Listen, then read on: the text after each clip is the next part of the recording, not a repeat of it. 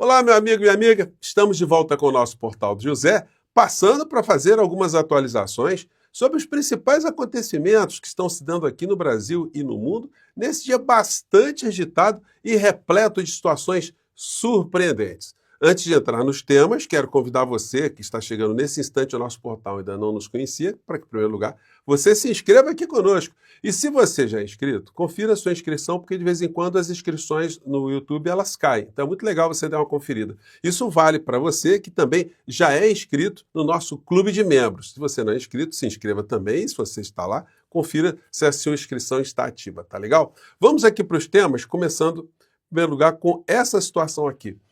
Está rolando ainda, nesse momento que eu estou conversando com vocês, uma sessão no Conselho de Ética da Câmara dos Deputados que pouco se reúne diante de tanta pilantragem que a gente já viu no Congresso Nacional, tanta malversação de dinheiro público, tanto ato de desonestidade, tantos crimes, tantos ataques à honra das pessoas, enfim.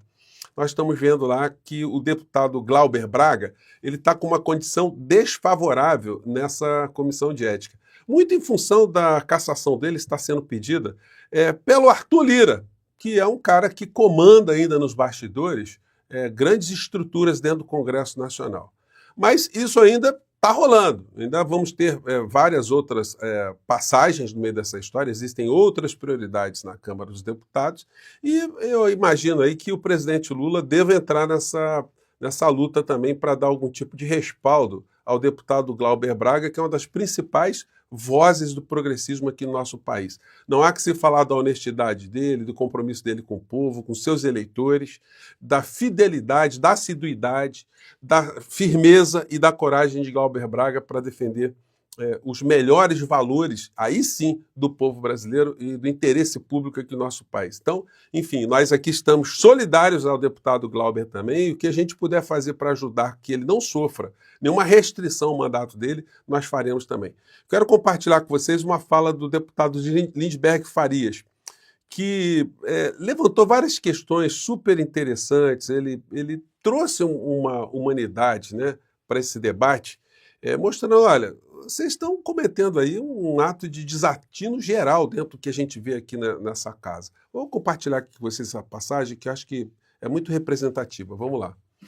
Eu sabia, quando houve aquilo... Aí ele já comenta aqui, porque o Glauber está com esse pedido de cassação por ter expulsado ali da Câmara um desses militantes do MBL que ficam enfiando câmera na cara das pessoas, ficam irritando, fica provocando exatamente esse tipo de situação. E o Glauber perdeu a paciência, empurrou o cara para fora da Câmara, ele já estava ali no limite do prédio, né? Enfim, isso ensejou, deu espaço para pedirem a cassação dele. Vamos lá. Tudo que ele estava enfrentando. A paixão da vida dele, o Alzheimer, nos últimos dias... Você está falando da mãe de Glauber Braga, que estava com Alzheimer, estava perto de falecer, como aconteceu, né? E aí o cara do MBL foi encher o saco dele nesse momento. Presidente, eu vou falar sobre mim. Também falando das injustiças que nós, do campo popular e da esquerda, sentimos. Eu estou sentindo aqui. É duro para a gente o que está acontecendo. Olha só, 15 dias atrás, um deputado me chama de cafetão. Chama minha mulher, minha companheira, deputada e ministra Gleisi, de garota de programa. Há 15 dias. O caso está no Conselho de Ética, mas eu também fiz apresentação criminal. Tem mais. Escreveu no Twitter, apagou, nós temos o Twitter, falando que nós e o Davi Alcolumbre, eu estou falando que é tão chocante, mas para o momento eu tenho que falar. Podíamos fazer trisal com o Hugo Mota. Esse sujeito está circulando por aqui. Os senhores estão acabando de mandar de você ler, com todo esse apelo que eu faço veemente. Meu querido Paulo Magalhães, que é uma figura mais justa, eu sei que houve desentendimentos aqui, eu sei que você é uma pessoa muito justa, que você está aí, nos dê uma semana. Nesse caso meu, presidente Lê, Dom Paulo Magalhães, eu vou dizer uma coisa aqui. Se eu tivesse no plenário naquele momento, eu tinha dado murro nele. Digo a vocês aqui. Eu digo a vocês aqui. Eu estaria julgado aqui no Conselho de Ética, ia ser uma discussão. Eu faço uma analogia desse meu caso. Eu dei depois graças a Deus por não estar ali. Deputado Lindbergh, eu acho que o senhor não conseguiria dar um soco no nariz, ou no queixo, ou no olho de Gustavo Gaia. De jeito nenhum, sabe por quê? Porque eles são muito covardes, ele sairia correndo dentro do plenário. Todo mundo iria conter o senhor e ia tentar levá-lo mais rapidamente para longe, né? Porque eles são todos assim covardes, né? Então, eu acho que por esse aspecto aí o senhor não conseguiria realizar esse intento. Porque se tivesse, você não tem, eu me conheço, não tem a menor dúvida que eu partiria para cima dele. E seria uma forma dele se livrar. Eu depois fiquei... Então veja, tanta coisa. O caso da Zambelli está sendo condenada, ela não foi condenada aqui. Mas a Zambelli está sendo condenada pelo Supremo Tribunal Federal e não passou pela Comissão de Ética, né? Então, enfim, mas vamos acompanhar aqui, vamos jogar luzes sobre essa história aí que ainda está longe de terminar. E sorte aí para o deputado Glauber Braga. Bom, e hoje o que vocês verão nos principais telejornais logo mais à noite são abordagens enviesadas. Você vai escutar muitas vezes assim, Trump volta atrás, Trump pensa melhor, desfaz. Nunca vocês verão a seguinte realidade colocada de uma forma taxativa, do tipo assim, o presidente norte-americano arregou, ele se acovardou, porque foi isso que aconteceu. Quando ele viu a pressão que está acontecendo, tanto no mundo quanto de setores dentro dos Estados Unidos, ele pesquisa também a opinião pública, ele percebeu que a loucura dele estava indo longe demais. Então ele recuou, ele capitulou. E agora é o seguinte, ele acendeu alertas por todos os lados, porque é que nem quando o Bolsonaro foi lá para dentro do consulado da Hungria. Isso chamou atenção, então as autoridades ficam mais atentas, o mundo está mais atento. Que da cabeça dessa criatura pode vir algum tipo de retaliação a qualquer momento, algum tipo de ato translocado. Então, as alianças e os blocos comerciais, as articulações, os grupos empresariais no mundo já começam a estabelecer estratégias para ficarem protegidas desse insano no poder lá nos Estados Unidos. Bom, avaliações estão rolando por todos os lados. Eu peguei essa aqui do Estadão, com essa matéria aqui, com esse título. O tsunami está chegando. Aumento das exportações globais da China está apenas começando. Gente, os chineses, eles estão sofrendo ainda a pressão dos Estados Unidos. O que aconteceu? Eles mudaram para cima, levaram para cima a taxação dos produtos norte-americanos. E o Trump fez mais uma bravata, colocou 134%. Gente, isso, toda vez que se tenta espremer uma nação, a nação acaba encontrando mecanismos para escapar desse tipo de situação que está sendo colocada pelos Estados Unidos. Eles tentaram fazer isso com chips dos Estados Unidos contra a China, bloqueando uma série de tráfego, né, de informações, de conhecimento, tentando fazer com que a China não se desenvolvesse. O que acontece? Eles desenvolveram um sistema muito mais rápido, como a gente viu recentemente em inteligência artificial. E está difícil segurar os chineses. Eles estão nessa situação aí. Então, o fato os Estados Unidos saem recuando dessa história, saem derrotados. Agora, tem um cara que está com as barbas de molho, né, que é o senhor Elon Musk, porque ele tem negócios que dependem muito da China. E a China já mostrou que não está afim de recuar.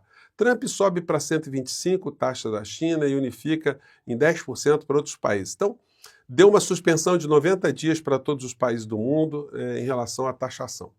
Dólar desaba e bate 5,84 após recuo de Trump em seu tarifaço. Ibovespa dispara quase 3%. Gente, o dólar chegou a quase R$ 6,10.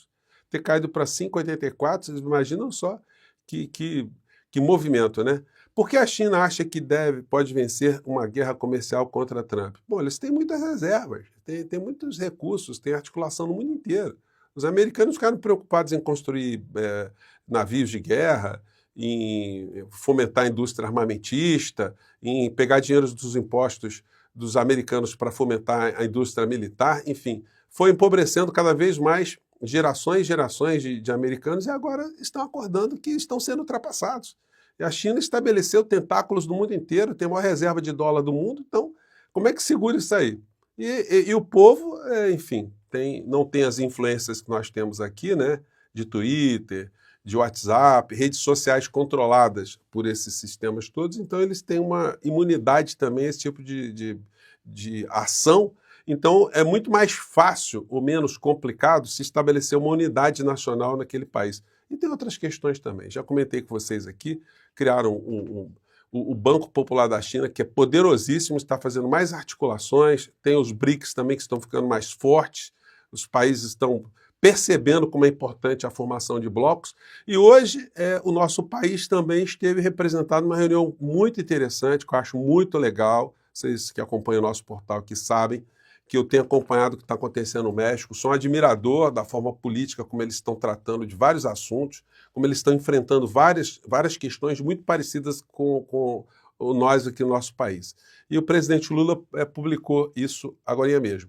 Me reuni hoje pela manhã com a companheira presidenta do México, Cláudia Sheinbaum. Conversamos sobre a conjuntura econômica na América Latina e Caribe e no mundo. Decidimos estreitar ainda mais as relações entre os nossos dois países, promovendo agendas periódicas entre os nossos governos e os setores produtivos da indústria do Brasil e do México. Pois é isso que está acontecendo. Só que o presidente Lula, olha, tem que colocar o Sidônio em contato com o povo aí do México, da comunicação do México, porque o senhor está sem comunicação. Nós aqui nas redes sociais é que temos que sair garimpando as informações que acontecem no governo Lula. Por incrível que pareça, as informações são publicadas nos canais ou, quando tanto, por alguma informação nos principais telejornais aqui no nosso país. Para se ter uma ideia, para vocês não acharem que eu exagero muito, tem muitas pessoas que ficam chateadas quando eu levanto isso, mas, gente, se a gente não estiver levantando essas questões, quem é que vai levantar?